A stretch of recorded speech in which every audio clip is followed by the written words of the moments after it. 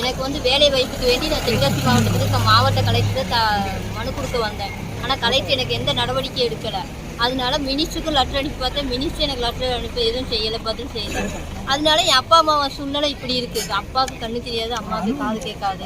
எனக்கு இந்த நிலைமையில இருக்கேன். எனக்கு ஏதாவது எல்லாரும் சேர்ந்து ஏதாவது சப்போர்ட் பண்ணுங்க. எதுக்காக மனு கொடுக்க வரீங்க? எவ்வளோ நாள் வந்திருக்கீங்க? நான் 23 வாரம் மனு கொடுத்துருக்கேன். வேலை வாய்ப்புக்கு வேண்டி தான் வந்திருக்கேன். நான் 10ஆம் கிளாஸ் படிச்சிருக்கேன்.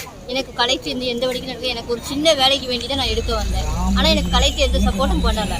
எங்கே போன இப்பவும் போன தேடி தான் வந்தேன், கலெக்டரை தேடி தான் வந்தேன். ஆனால் கலெக்டர் எனக்கு எந்த நடவடிக்கை எடுக்கல. கலெக்டர் வேலை வைக்கணும் வரையா அப்படின்னு கேட்காங்க. கலெக்டர் ரொம்ப அவமானமா பேசுறாங்க. கலெக்டர் என் வேலைக்கு வரையா அப்படின்னு கலெக்டரே கேட்டாங்க. என்னை இப்ப பார்த்து என் வேலைக்கு நீ வரையா அப்படின்னு கேட்டாங்க. அப்ப மாவட்ட கலெக்டர் இவங்க எதுக்கு இங்க இருக்காங்க? ஹேண்டிகேப்பருக்கு தானே சப்போர்ட் பண்ணணும். நாங்களை வச்சு எதுவும் கேட்கக்கூடாதுன்னு அமைதியா வந்து ரொம்ப ரொம்ப இது மாதிரி பேசுறாங்க கலெக்டர். என் வேலைக்கு நீ வரையா? குடும்பத்துல வேற வருமானம் இருக்கா? வருமானம் எதுவும் இல்லை.